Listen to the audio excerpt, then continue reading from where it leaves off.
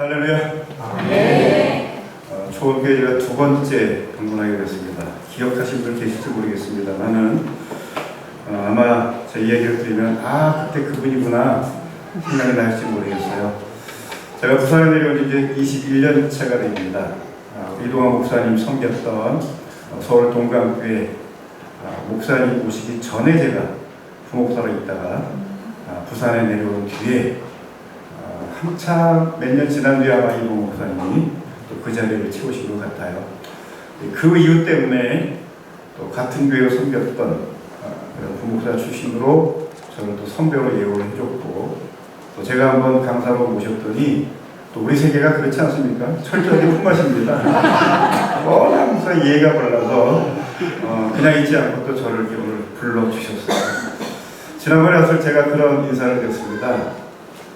제가 참 머리보다 발가락에 흠이 없는 사람인데 딱 한 가지 약한 부분이 있죠. 보는 사람마다 시비 거는 게 하나 있습니다. 머리만 조금 더 친구도 만나면 이제 머리가 좀 많이 놀리거든요. 누가 왜 속을 속이게 머리가 이렇게 많이 황폐해졌냐고. 그렇습니다.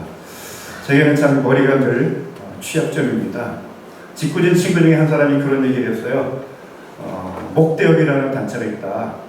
어디냐 그랬더니 목사 대머리협회라는 목사님은 정회원까지는 안 되고 준회원이 될 수 있는데 그 모임이 참 은혜로운 그런 모임인데 소개를 하겠노라. 어떤 점이 그렇게 은혜롭냐 그랬더니 이 목대회에서 모이면 늘 4대 감사를 드립니다. 첫째, 하나님 우리를 너무너무 사랑하셔서 많이 쓰다듬어 주시다 보니 머리가 빠진 줄 믿고 감사합니다. 두 번째, 암 환자들 중에 보니 대머리가 별로 없었습니다. 오늘 목사님들도 암 때문에 참 고통을 많이 겪는데 우리는 암이 안 걸릴 줄 믿고 감사합니다. 두 번째도 은혜가 되더라고요. 아멘 그랬죠. 세 번째, 더욱 은혜가 되었습니다. 줄을 잘 서야 됩니다. 목사님들도 어느 줄에 서냐에 따라서 참 귀하게 쓰임받기도 하고 반대로 그렇지 못한 경우가 있는데 성경에 보니까 크게 두 부류의 목사님들 하나님의 종들인데 그 중에 능력을 되게 갑절해 주세요. 선배도 대단했지만 그 후배가 갑절의 영감을 달라고 했던 엘리사 선지자가 딱 빛나리과라는 거죠. 신약에서도 가장 대표적인 이와 같은 믿음의 영웅 중에 한 분이 바로 사도 바울인데 그분도 또 빛나리과였다는 거예요. 그런 맥으로 보면 목회 머리카락이 많은 게 결코 좋은 것이 아니라 없는 것이 목회의 성공의 지름길인 줄 믿고 감사합니다. 이건 뭐 저절로 아멘이야. 근데 마지막 네 번째가 더욱더 저희 감동이 되었습니다. 참 늘 하나님 앞에 우리가 충성한다고 하지만 부족하지요. 하나님 앞에 가면 심지어 어떤 분은 개털모자 이야기를 하면서 성도들은 금멸류관 쓰고 여러 가지 많은 멸류관을 쓰는데 목사님들은 겨우 쓰는 게 개털모자밖에 없더라. 내가 가보니 천국에 그렇더라라는 감정을 하는 분이 계셔서 속이 많이 상했는데 성경을 보니까 하나님께서 머리털까지 세심 받으신다고 그러는데 하나님이시니까 그렇게 어렵지는 않겠지만 머리털 세는 게 얼마나 시간이 걸리고 불편한 일이겠는가. 우리는 셀 머리가 별로 없기에 하나님에 서서 하나님의 수고를 덜어드렸으니 그것만으로 받을 상인 줄 믿고 감사합니다. 기억나십니까? 10년 전이니까 아마 기억 안 나실 거예요. 제가 그런 이야기로 제게 있는 핸디캡이기도 할 수 있겠지만 저를 통해서 정 목사님이 저런 분이로구나 기억하라고 제가 그냥 우스갯소리로 말씀을 시작했던 거 다시 한번 반복했습니다. 은혜가 되죠? 어제 또 축구 보느라고 졸리신 분들 계실 텐데 잠 좀 깨라고 서두에 제가 이런 웃자는 얘기를 했는데도 불구하고 안 웃는 분은 내일 병원을 좀 찾아가고 어제 오셨던 목사님이 문제가 있다고 그러는데 제게 어떤 문제가 있는지 한번 진단해 주세요. 정신병 좀 감정을 좀 받으실 필요가 있을 것 같아요. 웃자고 할 때는 웃는 게 좋아요. 그게 정신건강에 많이 좋습니다. 오늘 말씀 제목을 내 심정을 통한 것뿐입니다. 15절 말씀의 표현을 그대로 빌려서 제목을 써놨습니다. 통했다라는 말을 놀랍게도 우리말 성경에서는 의미상으로 그냥 번역을 했어요. 원래 통했다라는 말은 이 컵에 좀 물이 담겨져 있는데 이걸 쏟아붓는 때, 쏟아붓는 것을 성경 원에서 사용을 했는데 찬송가 중에도 539장에 보면 주 예수께 조용히 나가 내 마음을 뭐하라? 쏟아부어라. 주 예수께 조용히 나가 내 마음을 쏟아놓으라. 바로 거기에서 표현하는 것이 심정을 통한 것입니다. pouring out, 쏟아붓다. 이런 단어인데 우리말 성경에서는 내 마음을 쏟아부은 것뿐입니다. 이렇게 말하면 좀 너무 불편하다는 느낌이 들어서인지 의미상의 번역을 했어요. 번역은 문자 그대로 번역하는 방법도 있지만 그 문자가 갖고 있는 뜻을 번역하는 것도 대단히 중요한 기술인데 우리말 성경에서는 문자적인 번역을 하는 것이 아니라 의미상으로 번역을 해서 통했다. 오늘 시대에도 소통의 문제가 심각하다고 많은 분들이 이야기를 하잖아요. 여보, 대화 좀 합시다. 그랬더니 경상남자는 뭐예요? 밥 먹자. 실등 들지 말라는 거죠. 밥이나 먹지 밥 사는 거에 무슨 대화를 하는가. 여자들은 이야기를 해야 되는데 남자들은 결론만 말하는 거죠. 그래서 어쨌다는 거야. 결론을 듣고 싶어서가 아니라 그냥 있었던 이야기를 하는 게 여성들에게는 그게 생리적인 구조이고 그래야 마음이 안정이 되는데 남자들은 결론만 말하는 거죠. 그래서 좋다는 거야, 나쁘다는 거야, 해달라는 거야, 말라는 거야. 결론만 말해라. 이렇게 해서 대화가 단절되는 경우가 많죠. 하나님께 내 심정을 통한 것뿐입니다. 이 말은 의미상으로 진짜 소통이 됐다는 거지요. 도대체 어떤 심정이길래 이 한나라는 여자가 이런 표현을 썼는가? 우리는 이미 다 알고 있는 성경이기 때문에 결국은 아들 사무엘을 얻게 되는 그런 결과까지 나아간 그 이야기가 본문의 내용이죠. 도대체 한나의 심정이 어떻길래 오늘 그의 표현을 들으면 나는 슬픈 여자입니다. 나는 원통함과 격분됨이 심이 많은 사람입니다. 무슨 감정인지 이해가 되시죠? 슬픔, 원통함, 격분됨, 그것도 심이 많은 사람. 이런 사람들이 나타나는 현상은 공격성입니다. 부정의 감정일 때 이런 심정을 쏟아놓으면요 주변의 사람들 피튀깁니다. 요즘에 남편을 죽이고 아내를 죽이고 부모를 죽이고 자식을 죽이고 심지어는 아무 관계도 없는 사람들 죽이는 이런 사람들이 나타나는 이유는 그들의 심정이 바로 이런 표현이죠. 슬픔이 많고 원통함이 많고 격분됨이 많다 보니 이걸 풀어야 될 텐데 당장 눈앞에 보이는 사람의 것을 풀어버리는 이런 일들이 얼마나 비극적으로 좀 많이 발생하고 있나요? 이건 착한 사람들, 선한 사람들은 안으로 삭히다 보니 우리 한국 여성들이 가장 많이 걸리는 병이지요. 무슨 병이요? 화병. 가슴이 막 문드러지지요. 이건 엑스레이도 안 나와요. CT를 찍어도 안 나와요. 그런데 그냥 먹는 거예요. 갈갈이 찢겨있는 이와 같은 상한 마음들 얼마나 많이 품고 있나요? 조금 적극적인 사람들은 이걸 그냥 발산시켜버리죠. 외부적으로 터뜨려버립니다. 정 안 되면 술이라도 먹어서 그냥 그 답답한 심정을 풀어보려고 그렇게 몸부림을 치지요. 그런데 그런다고 근본적으로 해결이 되나요? 일시적으로 효과가 있을지 모르지만 근본적인 그들을 원통하게 만들었던 것, 그들을 격분시켰던 것들, 그들을 슬프게 만든 원인은 하나도 해결이 안 된 상태로 남아있다 보니 또다시 반복이 되고 반복이 되는 이런 지경에 이르게 되는 거지요. 첫 번째 오늘 말씀 속에서 믿음의 사람들도 이럴 수 있다. 인정하시기 바라요. 어떻게 믿음의 사람이 그렇게 슬퍼할 수 있고 그런 원통함을 가질 수 있고 격분될 수 있는가? 기도나 많이 하세요. 하여간 뻔한 데다 기도하세요. 하여간 목사님들에게 제일 여러분들이 징글징글 맞은 대답이 뭐지요? 기도합시다. 누가 몰라요? 누가 안 했어요? 해도 안 되는 거 어쩌냐 말이죠. 그래서 뭔가 좀 다른 묘수가 있는가? 근데 목사님도 묘수가 없어요. 결국 그거밖에는 길이 없어요. 기도하자고 대답할 수밖에 없고 또 결국은 기도할 수밖에 없는 것이 우리의 실력 수준이 아니겠어요? 믿음이 없기 때문에 슬픔을 당하고 믿음이 없기 때문에 원통하고 믿음이 없기 때문에 겪은다는 게 아니라 우리 사람이 구조 자체가 본질 자체가 하나님의 형상을 따라하는 모양의 지음받은 이와 같은 인격체이기 때문에 인격에는 반드시 이런 감정이 있다는 거 인정하시고 내가 왜 이러지? 내가 왜 이런 반응을 보이지? 놀라지 마시고 아 내가 살아있구나 내가 지극히 건강하구나 인정하시고 감사하시기를 바라요. 도대체 이 한나에게는 어떤 이유 때문에 이런 슬픔이 많았고 원통함이 많았고 겪은 일이 많았는가 여러 가지 많은 이유가 있습니다. 구조적인 문제입니다. 남편이 아내를 둘 데리고 사는 거 있죠.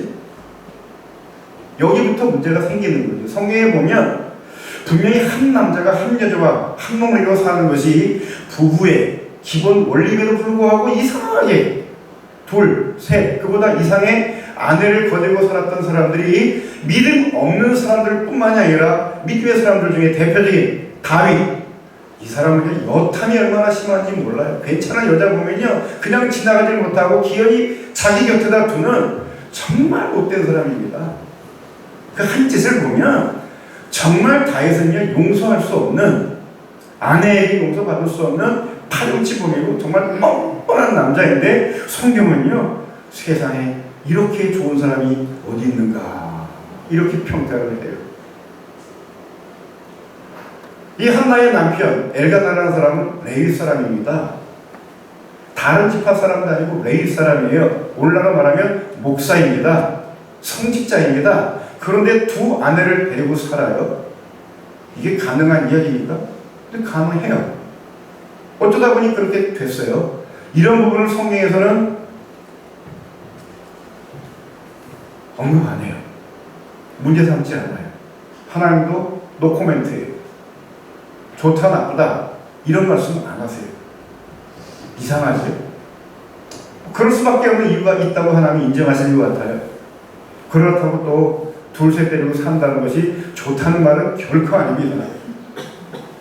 이것 때문에 얼마나 많은 가정에 불화가 임하는가. 한나도 그것 때문에 슬픔이 많았고 그것 때문에 겪은 일이 많고 원통함이 많았고요. 믿음의 사람이었던 많은 사람들이 그런 일을 저질렀다가 그들이 두고두고 평생 값을 지불할 뿐만 아니라 자자손손 그 배다른 자식들에게 일어나는 이 같은 갈등과 그 보복은 이거 더 이상 말할 필요가 없을 만큼 가혹한 징벌을 받게 되는 거죠.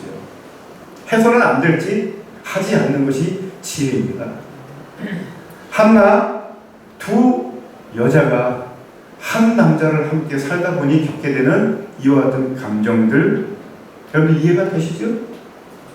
두 번째 함께 살고 있는 또 다른 아내가 속을 긁어대는 거 있죠. 약을 바짝바짝 올립니다. 뭐 때문에요? 아들이 없다는 것 때문에 한나를 약을 바짝바짝 올립니다.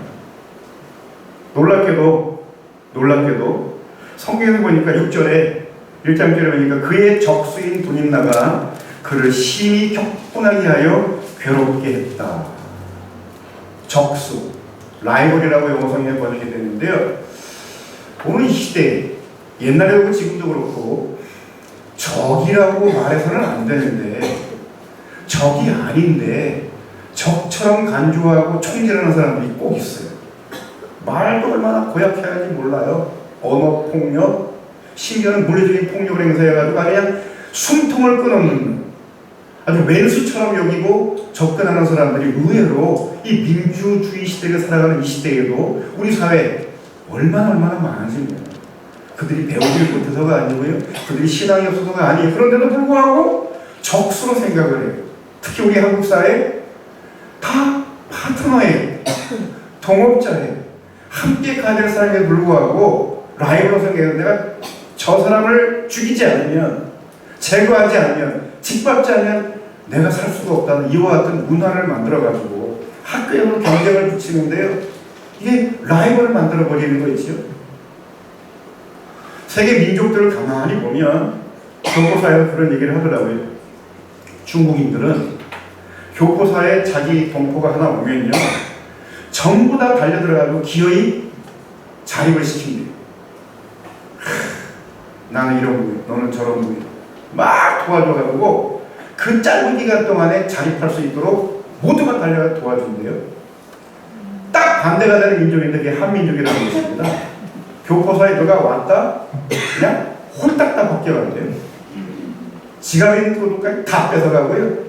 통장 돈까지 다 뺏어가는 게 한민족들이기 때문에 교포사에서 가장 조심해야 할 경계 대상이 같은 우리 한국 사람이다. 이게요 교회까지 들어와가지고요.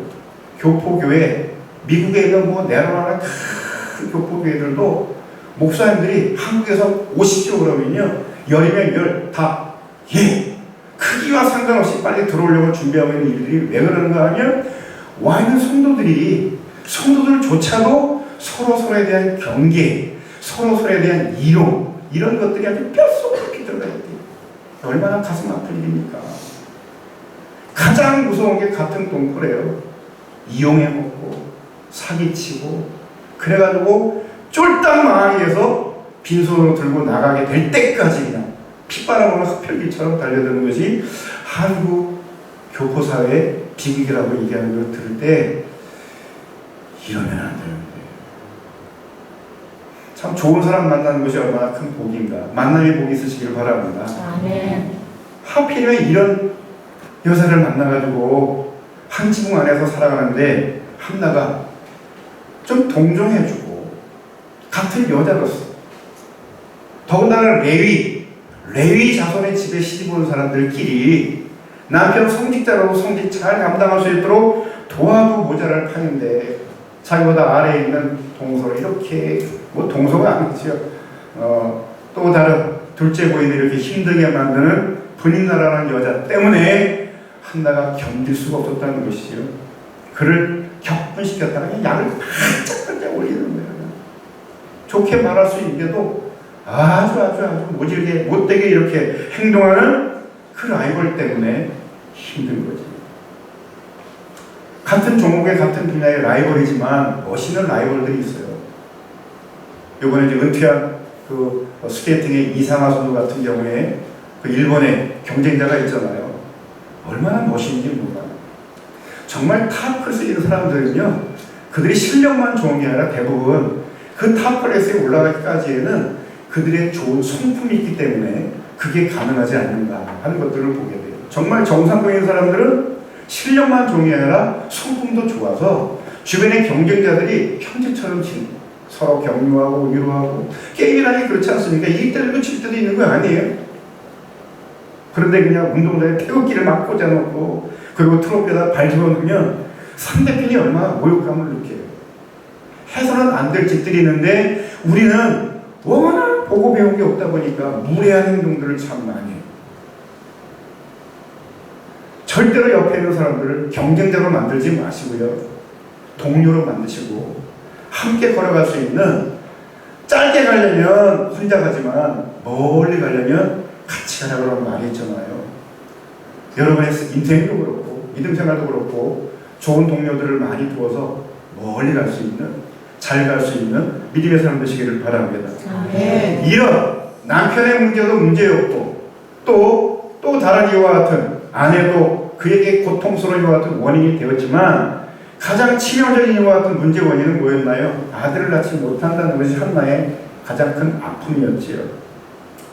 우리나라도 이제는 많이 좋아졌지만 예전에 아들을 낳지 못하면 결혼한 여자가 칠거지약 중에 하나라고 그렇게 여겼던 적이 있잖아요. 유대사회도 그런 사회예요. 아이를 낳지 못한 거예요.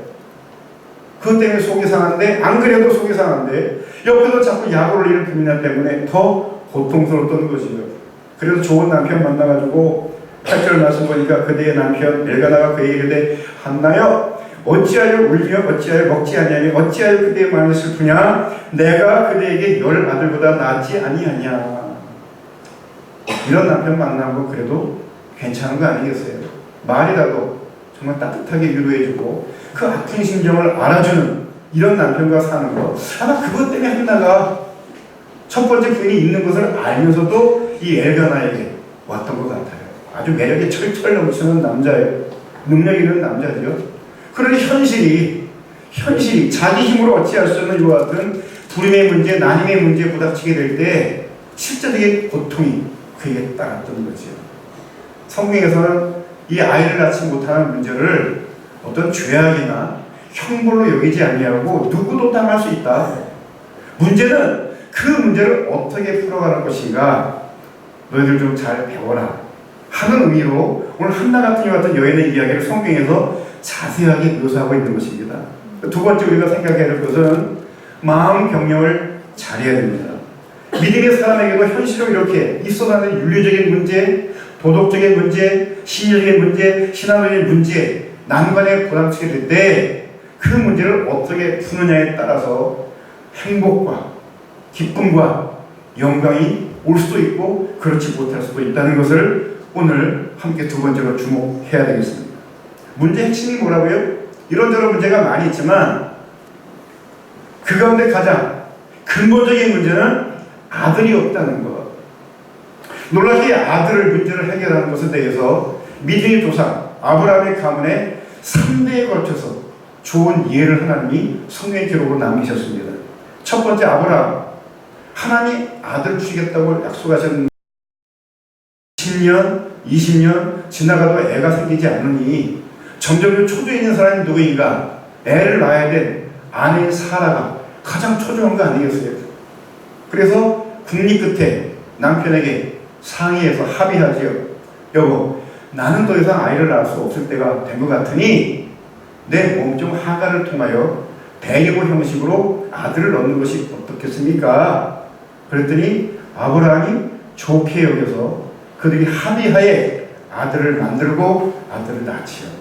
만들어지는 순간부터 그 가정에 비극이 찾아와서 갈등이 생겨서 그 임신한 여종 하가를 집에서 쫓아내기도 하고요. 다시 하나님 불러드리라고 불러드렸는데 애를 낳고 난 뒤에 보니 또다시 문제가 돼서 다시 두 번째 이 하갈과 그의 아들 이스마엘을 추방시키는 사건이 아브라함 가정에 나타나는 첫 번째 아들을 얻는 문제를 해결했던 방법입니다. 이건 아주 나쁜 방법이지요. 이런 방법은 이게 방법이 아니라는 걸 가르쳐주는 첫 번째 예가 있고요. 두 번째는 모범답안입니다. 그 아들 이삭도 부전자력이라고 아버지가 애를 못 낳는 것이 아들에게도 그대로 전수가 되는지 나이 40에 결혼했는데 60이 되도록 애가 안 생기는 거예요. 이런 상황을 이 이삭이 보고 창세기 25장 1절에 보니까 이삭이 그의 아내가 임신하지 못함으로 그를 위하여 여호와께 간구하여 여호와께서 그의 간구를 들으셨으므로 그의 아내가 임신하였더니 믿으십니까? 똑같은 상황인데 아버지는 아내와 합의해서 인간적인 방법으로 과학적인 방법으로 문제를 해결했어요. 문제가 해결이 됐지만 그 결과는 고통이고 비극이고 지금까지도 중동 지방에 분쟁의 씨앗을 만들고 말았죠. 그의 아들 이삭은 아버지를 보니까 이거는 방법이 아니다. 이건 열쇠가 아니다. 이거 사용하면 큰일 난다. 자기도 당했잖아요. 이스마엘에게 당했던 그 어려움을 그가 기억했는지 그는 그런 방법을 택하지 않고 유일한 방법 그리고 반드시 해야 될 믿음의 방법을 선택했는데 뭐 했다고요? 아내를 위하여 기도했어요. 그랬더니 하나님 그 기도를 들으시고 아내에게 임신하게 능력을 주셨습니다. 믿음의 사람 되시길 바랍니다. 네. 놀라운 세 번째 얘기다. 할아버지도 그러고 아버지도 그랬으면 그 아들 손자뻘 되는 이 야곱이 또 3대에 걸쳐가지고 똑같이 아이를 낳지 못하는 문제가 발생을 했어요. 아닙니다. 아이를 잘 낳았어요. 문제는 진짜 자기가 낳고 싶은 아내로부터 아이를 낳지 못했지요. 원하지도 않던 여자를 4명이나 얻게 됐지요. 이 레아가 애가 쑥쑥 잘 낳는 거예요.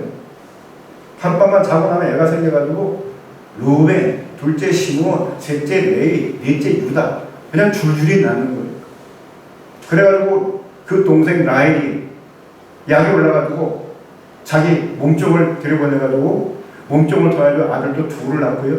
그러고 또 형이 레아가 또 자기 몸종을 내가지고 둘을 낳고요. 그 과정에 하나님이 또 레아에게 또 둘을 줘가지고 레아는 6명의 아들을 낳고 몸종들을 세워 둘둘 모두 10명의 아들을 줄줄이 낳습니다. 경쟁적으로 낳아요. 그 과정에 라헬은 남편의 사랑을 독차지하고 있음에도 불구하고 낳고 싶은 애를 낳지 못했더니 창세기 30장에 이렇게 기록이 되어 있습니다. 1장 2절에 라헬이 자기가 야곱에게서 아들을 낳지 못함을 보고 그의 언니를 시기하여 야곱에게 이르되 내게 자식을 낳게 하라. 그렇지 아니하면 내가 죽겠노라. 이거 완전히 협박 공갈 아닙니까? 애 낳게 해주지 않으면 죽겠다는 거죠. 창문 끝에 가가지고 뛰어내리려고 막 그런 거랑 똑같은 거예요. 나 죽을 테니까 애 만들어 달라는 거예요. 얼마나 속이 타면 이런 말을 했겠습니까? 그런데 놀라운 것은 야곱의 반응입니다. 2절에 보니까 야곱이 라헬에게 성을 내어 이르되 그대를 임신하지 못하게 하시는 하나님이신 내가 하나님을 대신하겠느냐. 성질을 내는 게 아니잖아요.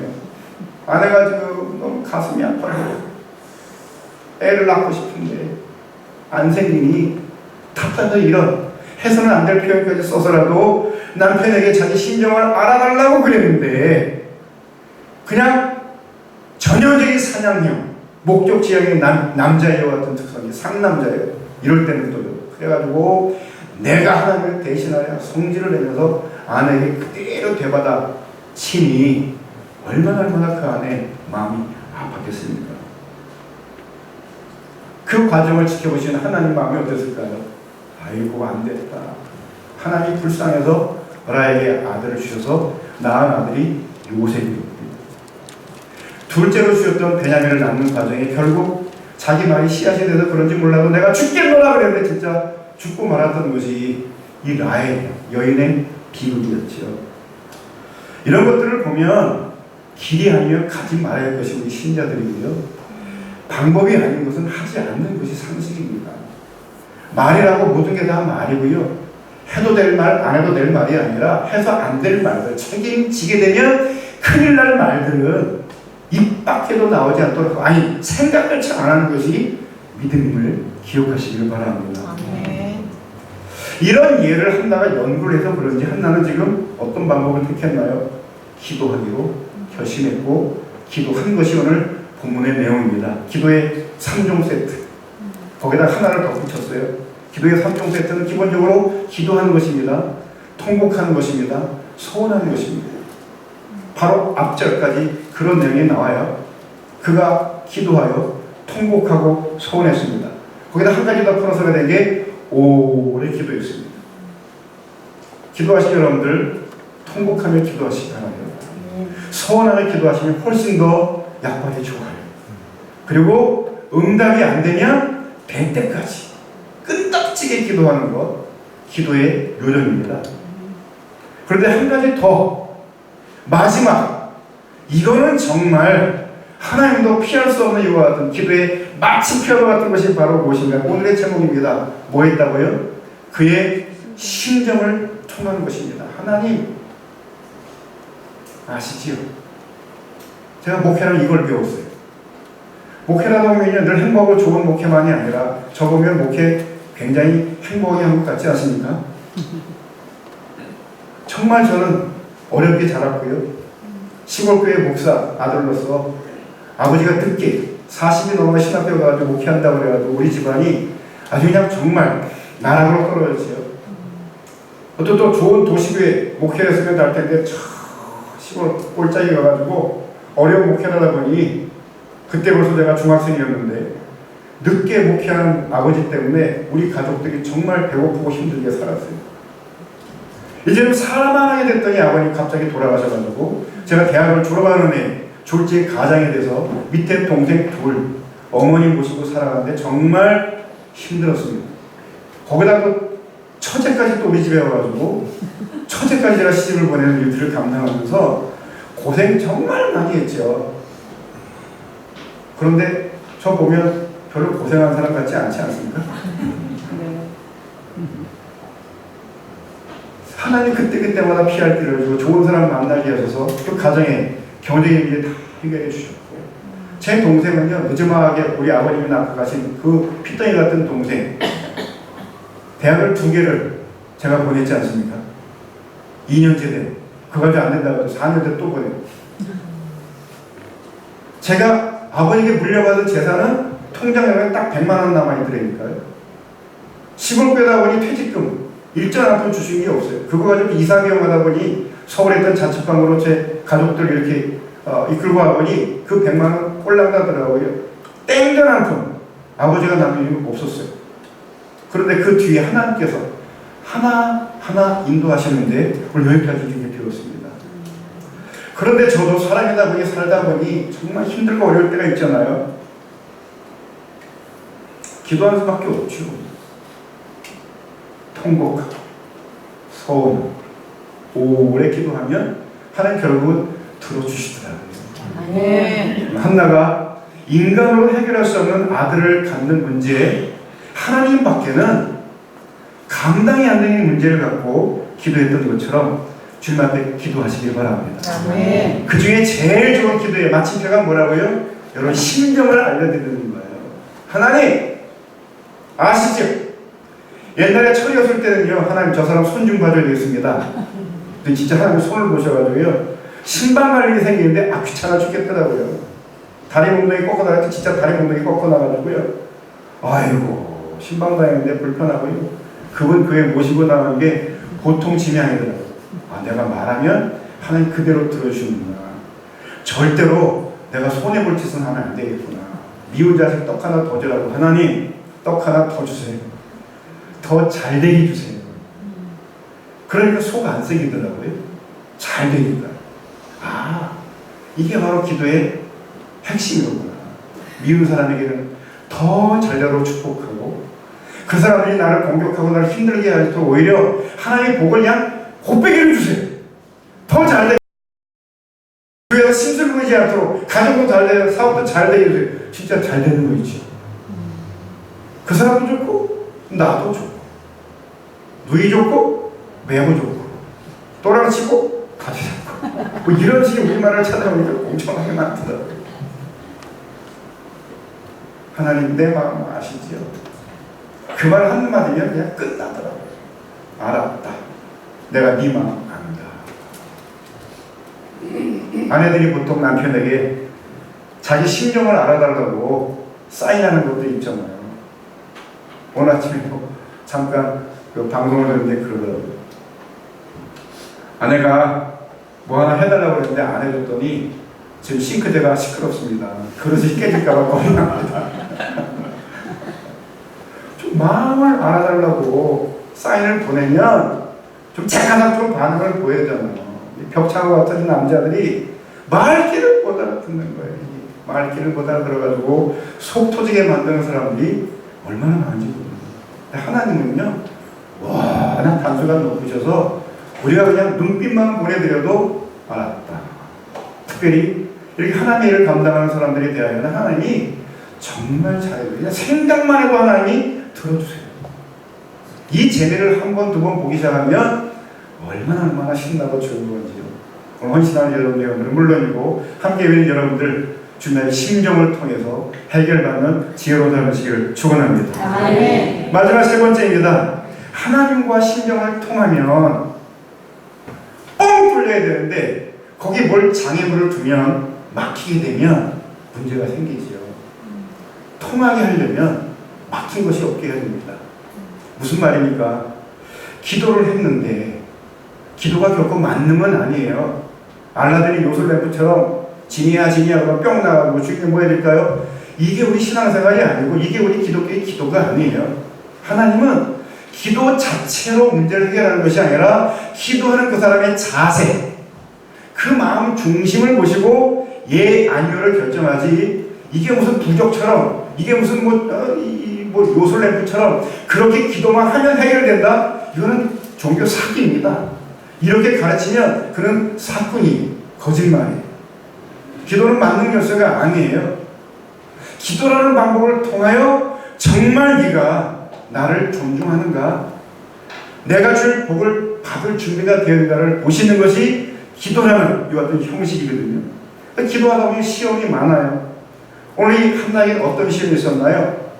그렇게 기도하고 통곡하고 소원하고 오래 기도했는데 담임 목사님이 이 여자야 뭐하고 있냐? 술 취했냐? 이야, 이게 말이 됩니까? 근데 엘리 제사장의 영적인 수준이 이 정도였어요. 담임 목사님의 수준이 영적인 리더의 수준이 이 정도였어요. 그의 형편이 어떤지도 모르고 왜 그렇게 눈물을 흘리고 통곡하고 소원하는지도 잘 몰랐던 이런 아주 수준 낮은 엘리 제사장 앞에 낯을 먹었냐? 이렇게 묻는 엘리 제사장에게 한나가 뭐라고 반응하나요? 아닙니다. 저 술 먹은 게 아니고요. 주여, 주여, 여종을 불쌍히 해주세요. 엘리 제사장을 깍듯이 높입니다. 우리말로는 주, 간단하게 표현하지만 히브리인들에게 주라고 하는 호칭은요, 모든 권한을 다 위임하는 절대적인 호칭이거든요. 보통 호칭이 아니에요. 깍듯이 엘리 제사장을 주로 불렀고요. 자신을 여종이라고 표현했고요. 그리고 두 번째로 정중하게 자신의 형편을 진술합니다. 나는 슬픈 여자입니다. 내가 원통하게 겪은 데 힘이 많기 때문에 지금 이렇게 몸부림치고 있는 것입니다. 예의를 갖추어 정중하게 말했습니다. 그러니 엘리 제사장이 얼마나 미안해요. 민망해요. 그래서 그가 이야기합니다. 평안히 가라. 이스라엘 하나님 내가 기도하여 구한 것을 허락하시기를 원하노라. 있을지어다. 그러면 더 많은 복이 임하고, 원합니다. 그러면 복이 안 오는 게 아니라, 복은 목사님의 손에서 나가는 게 아니고, 선포하는 목사님 주신 복이 아니고, 누구의 이름으로 선포합니까? 예수 그리스도의 이름으로, 하나님 아버지의 이름으로, 성령의 권위로 선포하기 때문에 그 목사님의 기도를 들으시고 누가 주시는 거예요? 하나님 주시는 것이지요. 그래서 하나님이 내게 직접 은혜를 주시지만 그 은혜는 통로를 통해서 오게 되는데, 그 통로는 세상으로 말하면 권위자를 말합니다. 자식에게는 부모를 통하여 복이 임하는 것이고요, 성도들에게는 목사를 통하여 복이 임하는 것이고요, 여러분 직장에서는 상사를 통해서 복이 임하는 것이기에 그 사람과 불편한 관계가 되면, 그 통로가 막히게 되면 받을 수 있는 복들을 놓치게 된다는 것이죠. 살다가 보면 이렇게 관계가 불편해지는 경우들이 있어요. 인격적으로 결함이 있어서 아주 타고난 결함 때문에 해결하려고 해결하려다 안 되는 이와 같은 치명적인 약점을 갖고 있는 분들이 있어서 그냥 한 10개 정도를 함께 공유할 수 있는 이와 같은 관계를 묶어주어도 그 사람의 치명의 약점 때문에 2개나 3개밖에 나누지 못하는 이런 분들이 있어요. 그럴 때에도 계속 주면 되는 거예요. 이 컵 안에 물이 더러운 물이 들어왔습니다. 쏟아부릴 수 있는 이와 같은 컵 같으면 쏟아부고 새물을 담을 수 있지만, 큰 돈 같은 경우에는요 쏟아부을 수가 없어요. 그때 그 더러운 물을 맑은 물로 하는 방법은 뭐예요? 계속 새물을 붓는 겁니다. 이게 바로 하나님의 주시는 은혜의 방식이에요. 우리 인간을 그냥 깨트려서 새 인간으로 개조하면 좋겠지만, 그러면요 비용이 많이 들더라고요.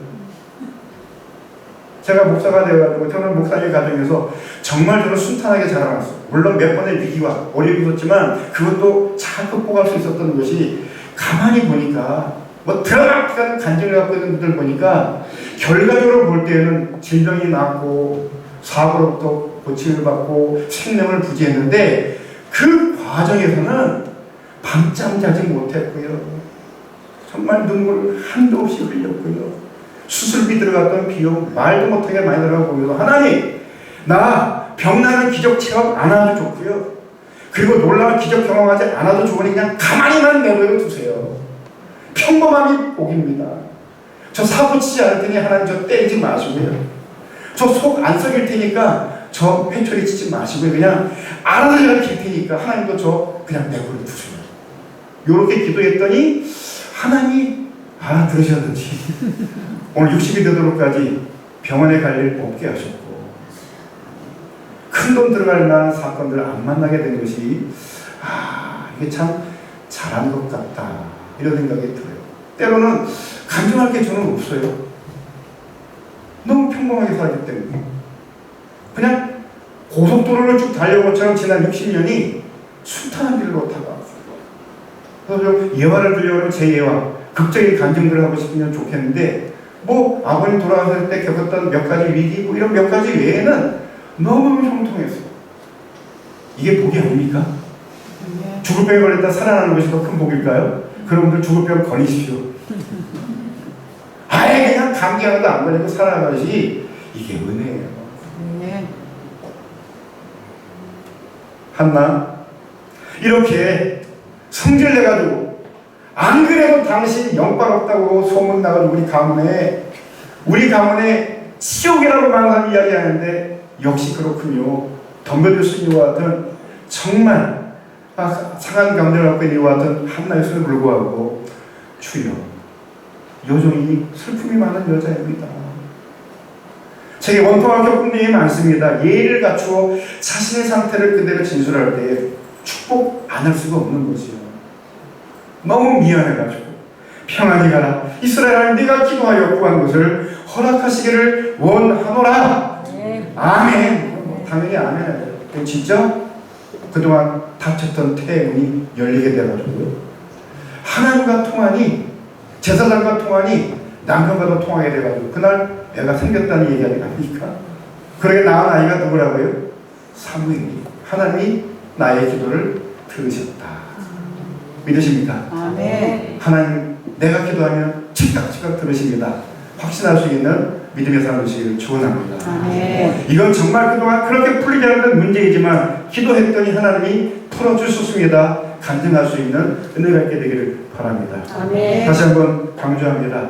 하나님께 심정 통하면 모든 문제가 풀립니다. 아멘. 오늘까지 여러분들 삶에 많은 문제들이 난관에 봉착이 되었고 이건 꼭 해야 되는데 해결할 문제가 있다고 하면 오늘 아들을 낳는 문제로 이렇게 비유했지만 이건 비유입니다. 실제로 해야 되겠지만 이건 우리 삶의 모든 주제에 해당되는 비유라고 생각하시고 하나님 제게는 이 문제가 우리 가정에는 이 문제가 우리 교회는 이 문제가 우리 민족에는 이 문제가 지금 난관인데 하나님 들어주시옵소서. 아멘. 제가 이렇게 약속합니다. 기도하고 통곡하고 서원하고 오래 기도하시고 마지막 심정을 그대로 보여드리면서 그 상한 마음을 하나님 깨끗하게 정리하시고 주시는 영광과 은혜 가운데 이 사회의 가문만 보기 아니라 사실은 민족의 지도자로 쓰임받게 되는 것들을 보면 우리 아들 하나 제대로 커지면요 우리 딸 하나 제대로 커지면요